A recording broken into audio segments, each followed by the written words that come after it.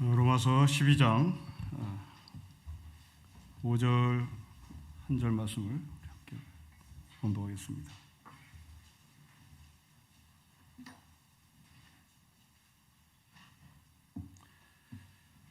아, 12장 5절 말씀입니다. 우리 함께 봉독합시다. 이와 같이 우리 많은 사람이 그리스도 안에서 한 몸이 되어 서로 지체가 되었느니라. 아멘. 바울은 구원받은 우리에 대해서 몸이라고 표현합니다. 기계라고 표현하지 않습니다. 로봇이라고 표현하지 않습니다. 몸이라고 표현합니다.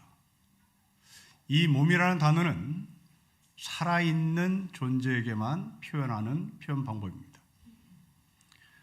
죽은 사람을 몸이라고 말하지 않습니다. 살아있는 사람에게만 몸이라고 말합니다. 그 이유는 두 가지가 충족이 되어야 합니다. 하나는 머리가 살아있어야 됩니다. 또 하나는 심장이 살아있어야 합니다. 머리와 심장이 생명의 절대 조건입니다. 나머지는 지체입니다. 팔과 다리는, 눈은 지체들입니다. 그러나 생명을 유지하는 절대 조건은 머리와 심장이 있어야 합니다. 바울은 나는 예수 그리스도의 심장을 가졌다고 말한 적이 있습니다.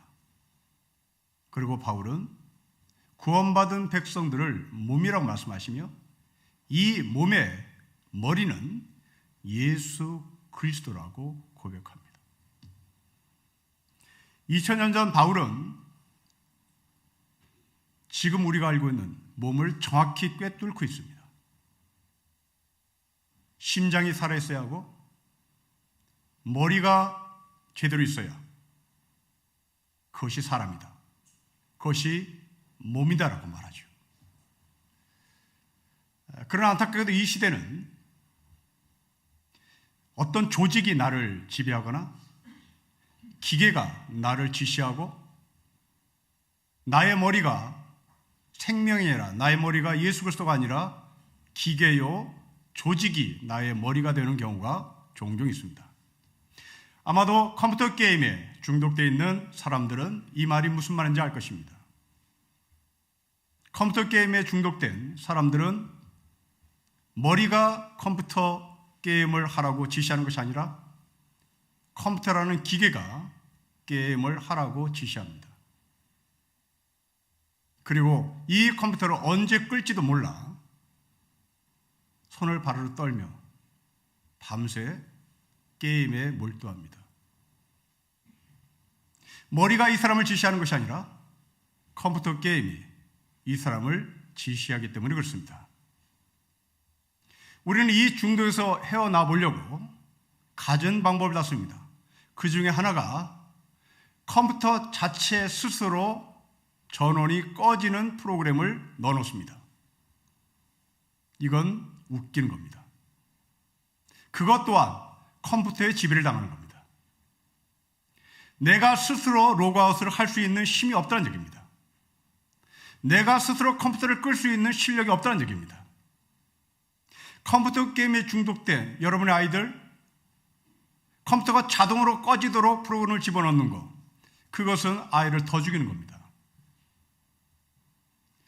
아이들이 스스로 컴퓨터를 끌 수 있는 훈련을 시키십시오.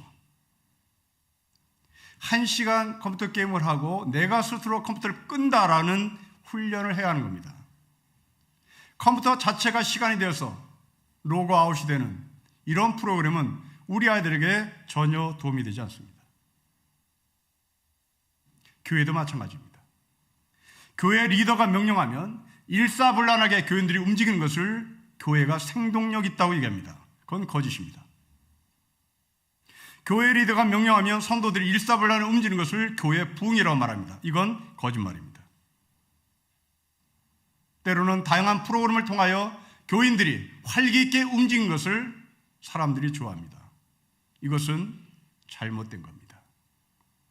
예수의 말씀을 기억하십시오. 두세 사람이 내 이름으로 모인 곳에 내가 함께한다고 말씀합니다. 여기서 사람이라는 데 방점을 찍으셔야 합니다. 두세 사람입니다. 두세 명이 아닙니다. 두세 명은 사람의 숫자입니다. 두세 사람입니다. 사람에게 방점을 찍습니다. 교회는 생명입니다. 교회는 조직이 아닙니다. 교회는 숫자가 아닙니다. 바울은 교회를 조직이라고 말하지 않습니다. 바울은 교회를 숫자라고 말하지 않습니다. 예수님을 따라 교회를 생명으로 말합니다. 두세 명이 아닙니다. 두세 사람입니다. 두세 개가 아닙니다. 두세 사람입니다. 예수 그리스도로 말미암아 우리가 생명을 얻었기 때문입니다. 우리가 예수를 믿음으로 말미암아 기계가 되지 않았기 때문입니다. 우리가 예수 그리스도를 말미암아 어느 조직의 일원이 된 것이 아닙니다. 우리는 예수 그리스도로 말미암아 새 생명을 얻은 하늘의 백성입니다. 저는 이 5절을 통하여 무민, 구원받은 우리가 어떻게 살아야 될지 세 가지 단어에 집중하도록 하겠습니다. 여러분 5절 말씀을 다시 보십시오. 우리 같이 읽겠습니다. 시작. 이와 같이 우리 많은 사람이 그리스도 안에서 한 몸이 되어 서로가 지체가 되었습니다. 저는 여기에서 세 가지 단어에 집중하겠습니다. 첫째로 지체, 두 번째로 서로, 세 번째로 한 몸입니다. 자, 첫째 지체입니다. 여러분 왜 발이 필요합니까? 여러분 왜 손이 필요합니까? 왜 장기가 필요합니까? 왜 눈이 필요합니까? 왜 코가 필요합니까? 왜 우리 몸에 지체가 필요합니까? 여러 가지 이유가 있겠습니다. 그러나 성경의 근거에서 보면 우리가 지체가 필요한 이유가 있습니다. 하나님 나라를 가기 위한 이동입니다. 하나님 나라를 위한 이동은 곧 지금 내가 살고 있는 나의 현실이 영원성을 갖고 있는 현실이 아니라 임시성이라는 현실이란 말입니다. 다시 말하면 임시성과 이동성 때문에 우리는 지체가 필요한 것입니다. 여러분 출애굽한 이스라엘 백성들을 보십시오. 그들은 임시성과 이동성에 근거하여 하나님 나라를 향해서 한 발짝 한 발짝, 그것도 40년 이상을 걸어갑니다. 머리신 예수님, 우리가 말씀합니다. 너의 삶은 임시성이요 또한 너의 삶은 그러기에 이동성을 가져야 한다고 말합니다. 여러분 시편 1편의 말씀을 기억해 보십시오. 악인의 특징은 임시성이 없습니다. 악인의 특징은 이동성이 없습니다. 악인의 특징은 안주하는 겁니다. 오만한 자리에 앉는 것을, 안주하는 것을, 이동하지 않는 것을 성경은 악인이라고 말합니다. 악인은 내가 로또를 맞았으니 이제 나는 일하지 않고 여기서 영원히 살겠다고 생각하는 사람입니다. 안정적인 삶에 도달했기에 이 사람은 움직이려고 하지 않습니다. 안정적인 삶을 손에 쥐었기에 이 사람은 이동하거나 임시성을 부정합니다. 여러분 30회 로또를 맞았다고 가정해 보십시오. 적어도 50년 이상을 아무것도 하지 않고 살 수 있습니다. 우리가 바라는 바입니다. 여러분들이 왜 안정적인 직장을 구하려고 합니까? 우리는 임시의 이동에 대해서 별로 관심이 없습니다. 임시와 이동은 나에게 악이라고, 나에게 정말 불행이라고 얘기합니다. 그러게 우리는 안정적인 직장, 안정적인 보수, 안정적인 집, 이것들을 필요로 합니다. 그러나 의인을 보십시오. 의인은 시절을 쫓아 과실을 맺습니다. 올해 추수가 잘 되었다고 해서 내년에 일을 안 하지 않습니다. 왜? 이 사람은 자신의 삶이 이 자리에서 영원하지 않다는 것을 고백하기 때문에 그렇습니다. 올해 농사가 잘 됐다고 해서 내년에 무의도시 가지 않습니다. 내년에도 열심히 시냇가에 심긴 나무가 물을 빨아 올리듯이 열심히 또 내년에도 일을 합니다. 출애굽한 이스라엘 백성들, 그들은 한 곳에 정착하지 않습니다. 끊임없이 이동합니다. 끊임없이 장막을 접었다 폈다 하는 임시의 삶을 삽니다. 여러분 바울도 천막을 만드는 사람이었습니다. 천막을 만들었다는 것은 임시성과 이동성의 철학을 바울이 가지고 있었다는 얘기입니다. 여러분, 예수님도 한 집에 안주하지 않습니다. 여우도 굴이 있고 공중에 나는 새도 깃들 곳이 있는데 나는 머리 둘 곳이 없다 말씀합니다. 여기서 이 머리 둘 곳이 없다는 말은 가난하게 살라는 말이 아니라 내 머리를 어디에 안주시키지 말아야 된다는 얘기입니다. 내 침대가 어디에 안주해서는 안 된다는 얘기입니다. 내 잠자리가 어디에 영원히 누워서는 안 된다는 얘기입니다. 그래서 성경은 죽음을 우리에게 육신의 장막을 벗었다고 얘기합니다. 임시성과 이동성에 대한 철학을 말하고 있는 겁니다. 그렇습니다. 구원받는 우리는 이 생의 삶을 영원성으로 규정해서는 안 됩니다. 우리는 반드시 이곳을 떠날 것입니다. 이곳은 임시로 살고 겁니다. 이곳은 임시로 살기에 떠나야 되는 이동성의 삶을 살 수밖에 없습니다. 여러분이 살고 있는 집 영원하지 않습니다. 여러분이 지금 다니고 있는 안정적인 직장 영원하지 않습니다. 시간이 흘러가면서 집도 없어질 것이고 내 직장도 없어질 것이고 내 몸도 장막에서 벗어날 것입니다.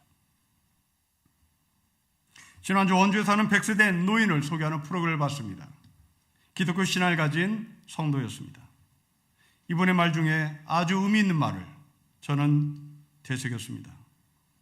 나는 인생에서 아무 미련이 없다. 나는 인생에서 아무 미련이 없다. 나는 하루하루의 삶에 감사할 뿐이다. 이 감사가 영원으로 연결될 것이다. 이 감사가 영원으로 연결될 것이다. 100세대 노인의 인생의 고백이었습니다. 이 노인은 이동성과 임시성을 정확히 알고 있는 분이었습니다. 여러분의 직업, 여러분의 직장, 안정된 것을 나무라는 것이 아닙니다. 그것이 영원하지 않다는 것을 여러분들이 인식해야 하는 겁니다.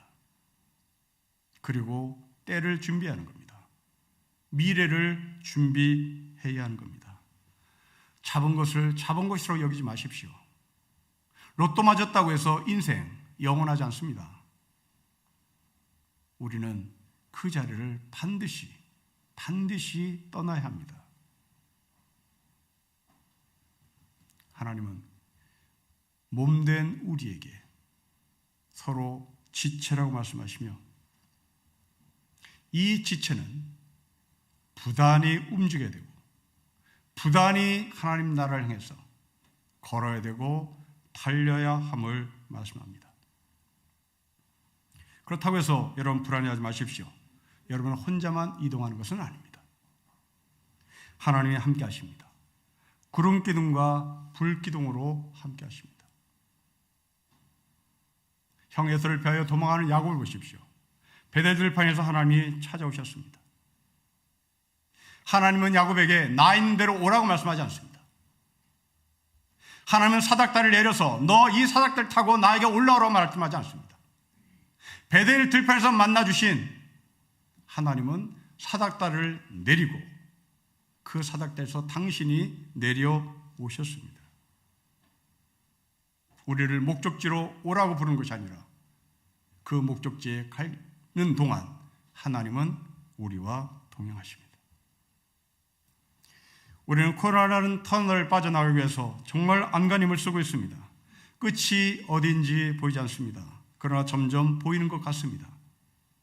WHO에서 이제 코로나 경계 경보에 대해서 조건부로 해제한다는 뉴스가 들립니다. 이제 곧 풀릴 것 같습니다. 100년 전에도 스페인 독감이라는 전염병이 지구를 한 3년간 덮은 적이 있습니다. 이때 감염자는 5억 명이었습니다. 사망자는 1740만 명이었습니다. 지금 코로나 감염자가 2년 반 만에 4억 명이 돌파했습니다.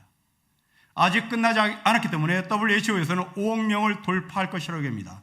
그렇다면 100년 전에 있었던 스페인 독감과 지금 궤를 같이 합니다. 그리고 지금까지 600만 명이 죽었습니다. 이 600만 명이라는 것은 대단히 상징적입니다. 히틀러가 유대인을 죽인 숫자입니다.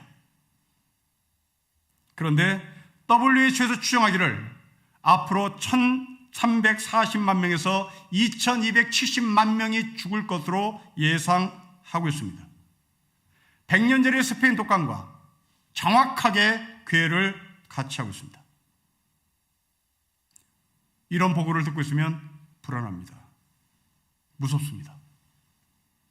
그러나 하나님이 여러분의 불안과 여러분의 염려 안에 함께 하십니다. 광야 40년 이스라엘 백성들의 광야길이 모두 다 살았다고 말할 수는 없습니다. 거기에 전염병으로 죽은 사람, 거기에 피곤해서 죽은 사람, 거기에 어떤 병에 의해서 죽은 사람 많을 겁니다. 그러나 하나님의 계획은 그 죽음에 의해서 무너지지 않습니다. 하나님의 계획은 반드시 이스라엘 백성들을 가나안의 목적지까지 가게 하시는 계획이었고, 하나님은 반드시 그 땅에 이스라엘 백성들을 보내십니다. 우리에게 약속하신 하나님의 약속입니다. 두 번째입니다. 여러분 5절 말씀을 다시 보십시오. 서로라는 단어가 우리의 눈길을 끕니다. 같이란 말입니다. 함께란 말입니다. 여러분, 이 함께, 같이, 이 같이라는 단어를 소리나는 대로 써보십시오. 같이는 가치요 의미가 된 겁니다. 여러분, 내가 여기서 누구랑 같이 있냐가 이제 대단히 중요하겠죠. 함께 한다고 우리 다 동의합니다. 함께 하는 것이, 같이 하는 것이 의미가 있다, 가치가 있다, 다 동의합니다. 그런데 내가 누구와 함께 하느냐, 내가 누구랑 같이 있냐는 대단히 중요합니다. 여러분 5절 말씀을 다시 보십시오. 우리 5절을 다시 읽겠습니다. 시작. 이와 같이 우리 많은 사람이 그리스도 안에서 한 몸이 되어 서로 지체가 되었습니다. 여러분, 몸에 딸린 지체 너무 많아도 안 됩니다. 팔이 3개가 있다, 다리가 5개가 있다, 눈이 10개가 있다, 이건 곤란한 겁니다. 꼭 있어야 할 것만 있어야 되는 겁니다. 이게 함께입니다. 이게 가치입니다. 남편, 아내를 한 사람만 있는 것이 함께입니다. 아내, 한 남편만 있는 것이 가치입니다. 이것이 의미입니다. 그런데 한 남자가 자기 아내와 모르게 다른 여자가 많았다, 이게 함께라고 말할 수 없는 겁니다. 아내가 남편 이외에 다른 남자를 숨겨놨다, 이것이 함께라고 말할 수 없는 겁니다. 이건 가치가, 의미가 없습니다. 꼭 있어야 할 것, 꼭 있어야 될 존재, 바로 그 분과 함께하는 것이 바로 가치가 있는 겁니다. 성도 여러분, 여러분들은 하나님 한 분으로 만족해야 되는 겁니다. 여러분은 하나님 이외에 다른 무당과 섞이면 안 되는 겁니다. 여러분, 하나님 한 분 이외에 다른 어떤 무당과 주술과 다른 신을 섞으면 안 되는 겁니다.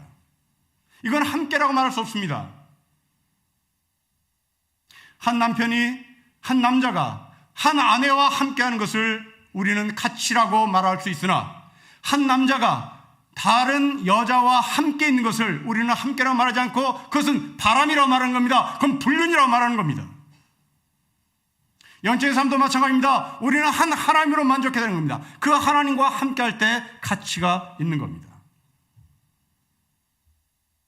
여러분 삶 가운데 하나님 외에 다른 신, 하나님의 무당, 하나님 외에 다른 주술이 거기에 섞이면 우리는 영적인 간음을 하는 겁니다. 영적인 불륜에 들어간 것입니다. 이번 대선을 보십시오. 무당과 주술의 문제가 집중적으로 파헤친 언론들이 많았습니다. 아마도 우상을 섬겨서는 안 된다, 하나님 외에 다른 신을 섬겨서는 안 된다라고 하는 이 기독교적 가치를 내세워서 기독교인들의 마음을 살려고 했던 것 같습니다. 물론 저는 부분적으로 동의합니다. 그러나 전적으로 그 기사를 수용하고 싶지는 않습니다. 여러분, 대통령이 될 것인지 떨어질 것인지 무당에게 찾아가서 묻는 것이 왜 나쁩니까? 그게 왜 나쁩니까? 그건 그 사람의 자유입니다. 여러분들이 여러분 가정에 무슨 문제가 있을 때 저에게 찾아와서 이거 어떻게 할까요? 기도해 주세요. 그런 것이나 내가 대통령 당선될 것인가 안 될 것인지 주들에게 묻는 것이 뭐가 그리 나쁩니까? 무엇이 문제입니까? 아무 문제가 되지 않습니다. 그러면 무엇을 지적해야 합니까? 어떤 점이 문제입니까? 그렇습니다. 무당에게 묻거나 목사에게 묻거나 그런 것이 나쁜 것이 아니라 그렇게 조언해 준 사람이, 그 조언해 준 목사가, 조언해 준 무당이 내가 기도를 해줬다는 이유로, 내가 점괘를 제대로 마쳤다는 이유로 비선에 참여해서 국정을 좌지우지하는 것, 국정의 농공 행상을 원하는 것, 이것을 지적하는 것이고 저는 이것을 반대하는 것입니다. 조선 말기에 민비는 한 무당을 전적으로 의존했습니다. 이모군란으로 인해서 왕국에서 쫓겨난 이 민비는 충주 쪽으로 피난을 갔습니다.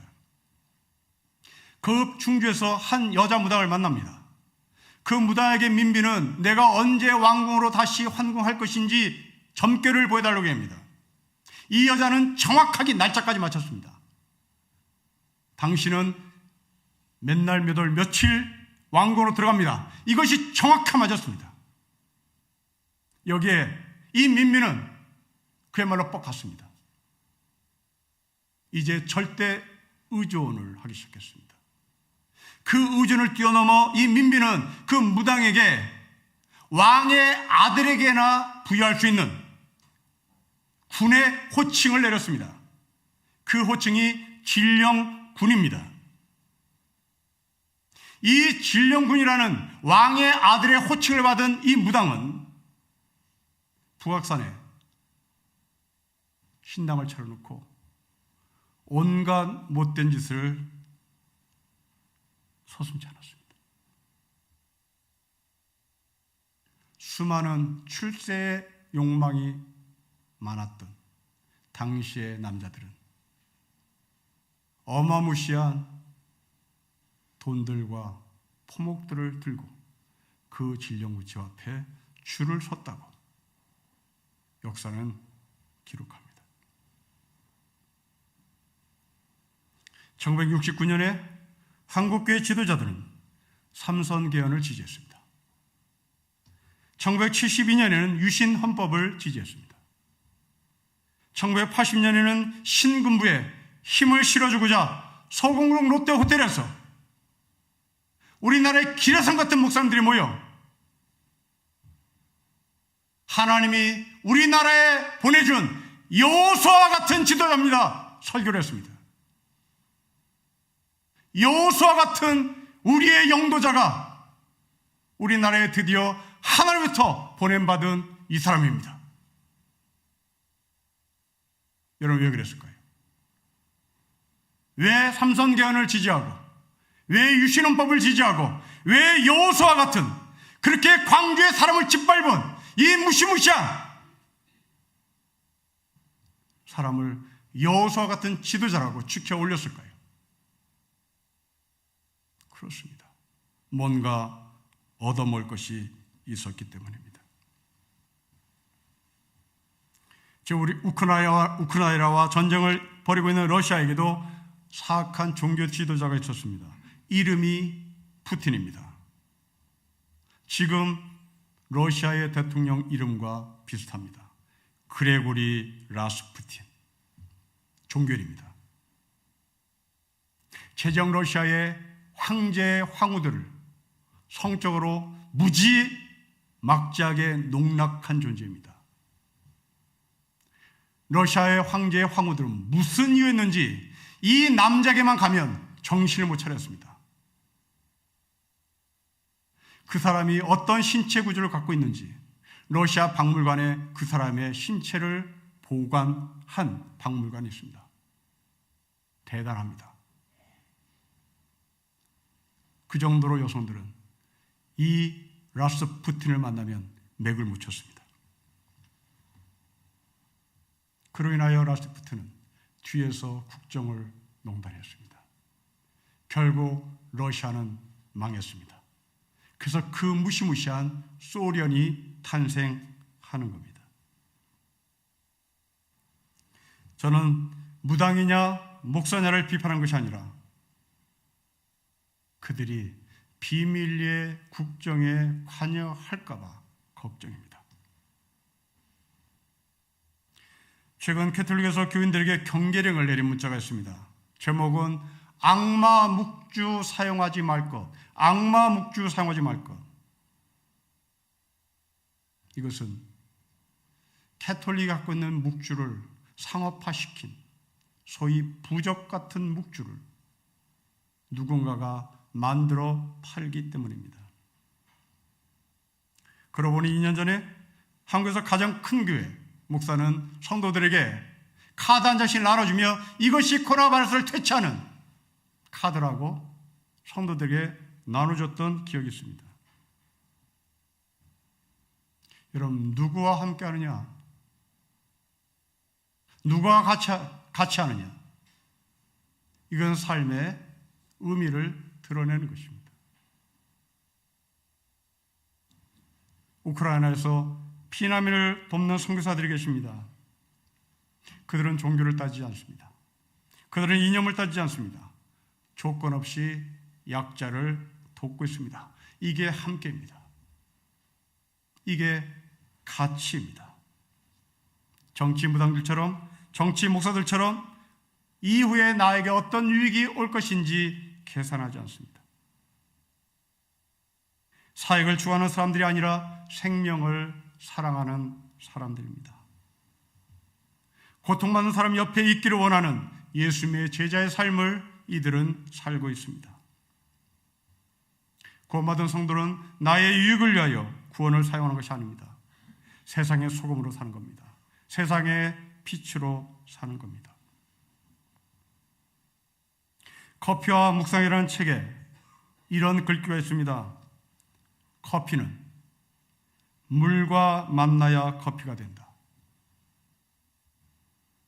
이런 당연한 말을 저는 의미 있게 해석을 해봤습니다. 커피는 물을 만나야 커피가 된다. 여러분, 이 말을 풀어보십시오. 커피가 주스를 만나야 커피가 된다. 안 됩니다. 커피는 물을 만나야 합니다. 커피가 맛을 낼 수 있는 절대적 조건입니다. 구원받은 우리의 삶도 마찬가지입니다. 우리가 맛을 낼 수 있으려면 생수를 만나야 합니다.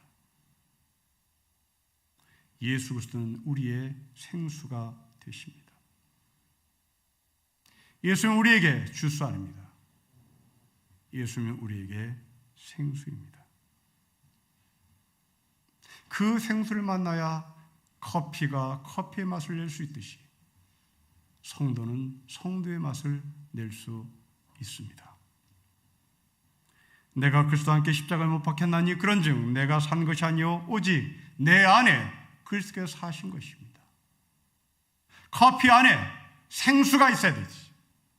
내 안에 생수신 예수 그리스도가 계실 때 우리는 비로소 생명이 있다고 말하는 겁니다. 사랑하는 성도 여러분, 여러분들은 세상의 소금입니다. 세상의 빛입니다. 세상의 커피입니다. 누구와 함께하느냐? 무엇을 위하여 함께하느냐?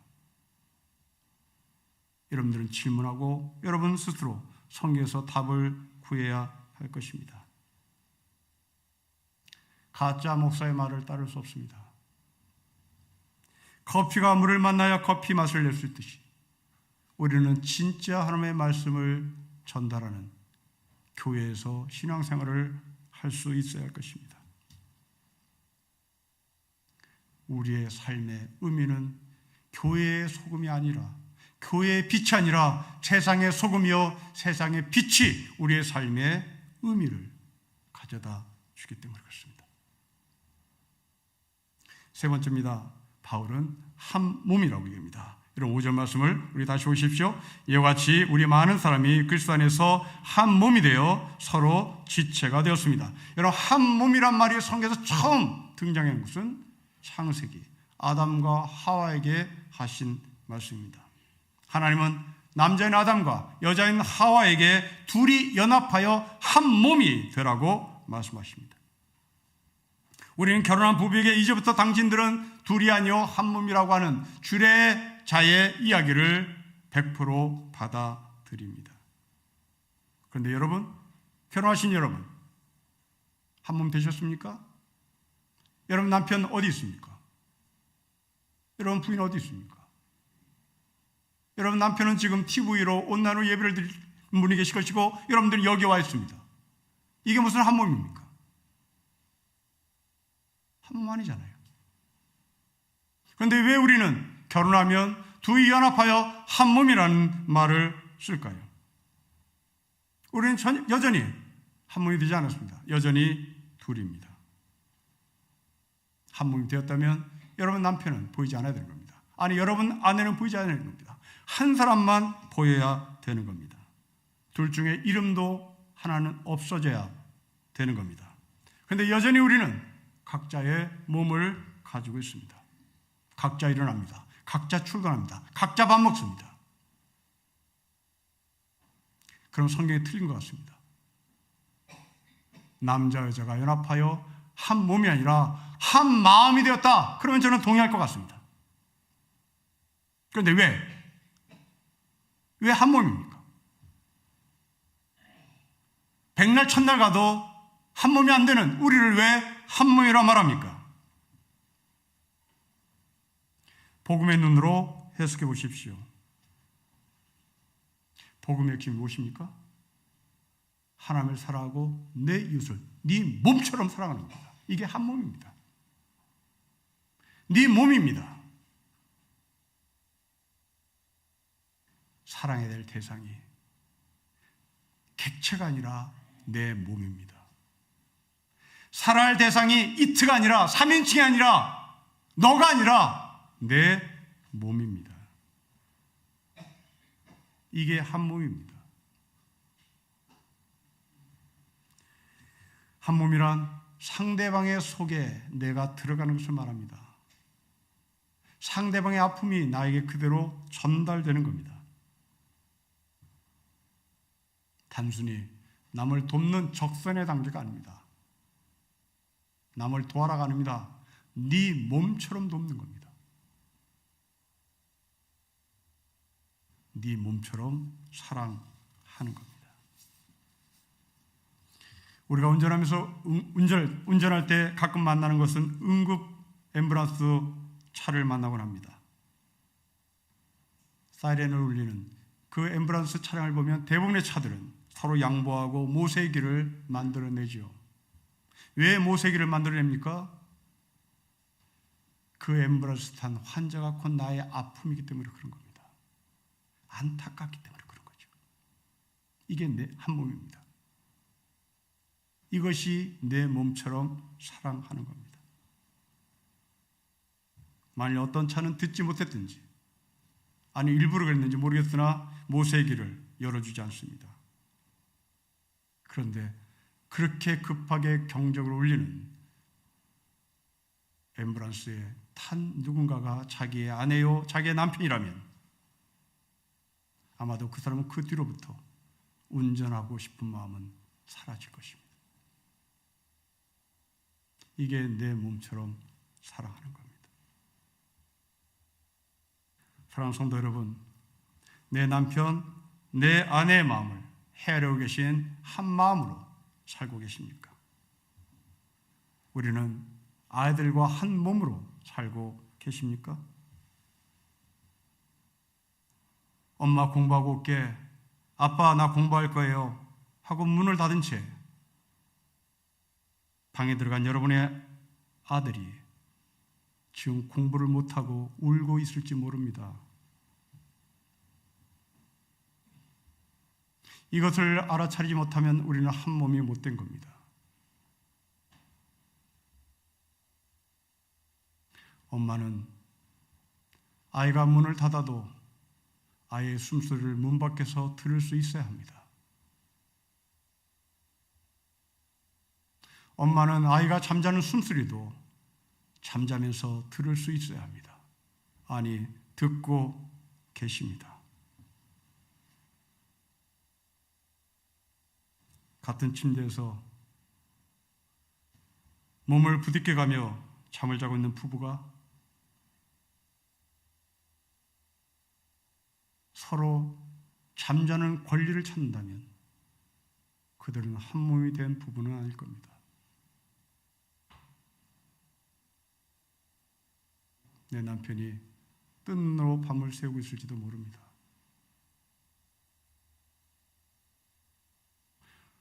동트는 아침이 무서워 벌벌 떨고 있을지도 모릅니다.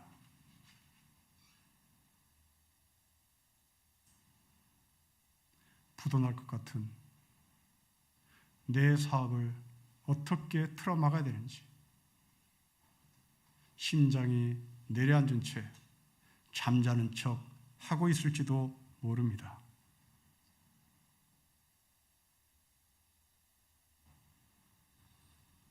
지나가는 나그네를 대접한 아브라함을 보십시오.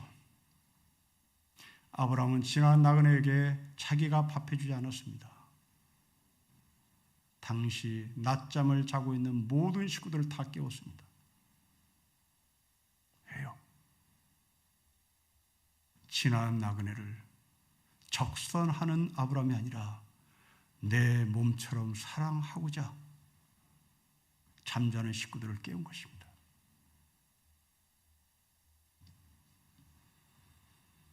우리는 매주일 헌금합니다. 그 헌금 안에 여러분의 몸과 여러분의 마음이 들어가야 합니다. 저는 예수 그리스도를 처음 만났을 때의 감격을 추스릴 수가 없어 헌금 시간 때마다 생각했던 것이 있습니다. 나는 저 헌금 바구니 안에 언제쯤 들어가 볼까? 나는 그냥 돈 1,000원을 내는 헌금자가 아니라 나는 언제 한번 저 헌금 바구니 안에 내 몸 전체가 들어가 볼까? 여러분, 이것이 한 몸입니다. 이것이 예수 그리스도를 내 몸처럼 사랑하는 겁니다. 그렇지 않으면 우리는 종교세를 내는 종교인입니다. 사랑하는 성도 여러분, 이제 이 예배를 마치고 이 설교를 마치면 여러분들 헌금할 것입니다. 우리 모두 다 제가 처음 예수를 만났을 때 가졌던 그 열정, 내가 저 헌금 바구니 안에 언제쯤 들어가 볼까? 그 마음으로 헌금해 보십시오. 올해 고난주간에 우리는 금식을 하려고 합니다. 금시간 끼니를 갈비탕 한 그릇으로 계산을 해 헌금을 부탁하려고 합니다. 그리고 그 헌금을 우크라이나에 보냈으면 좋겠습니다. 물론 전제가 필요합니다. 단순한 끼니로 돈을 환산하는 것이 아니라 여러분의 몸과 마음이 들어간 금식의 헌금이 되었으면 좋겠습니다. 고아와 과부와 나그네를 적선하는 것이 아니라 고아와 과부와 나그네를 내 몸처럼 사랑하는 헌금을 해보셨으면 좋겠습니다. 그 사랑이, 그 하나님의 사랑이 러시아의 푸틴의 발을 스톱시킬 것입니다. 우크라이나에게 자유와 해방을 주실 것입니다. 작은 자에게 냉수한 것을 주신 우리의 손길을 하나님은 결코 잊지 않으신다고 말씀하셨기 때문입니다. 말씀을 정리하겠습니다. 로마서는 로마교회 성도들에게 보낸 편지입니다. 로마는 글로벌 도시입니다. 엄청난 큰 도시입니다. 대도시의 특징은 남을 쳐다볼 겨를이 없습니다. 그러나 로마교회 성도들에게 바울은 말합니다. 지체, 서로 한 몸. 성도 여러분, 이 세 가지 단어 가운데 여러분들이 어디가 부족한지를 찾아보십시오. 지체가 부족합니까? 서로가 부족합니까? 한 몸이 부족합니까? 주 예수 그리스도의 이름으로 채우시기를 주 이름으로 축복합니다. 기도하겠습니다.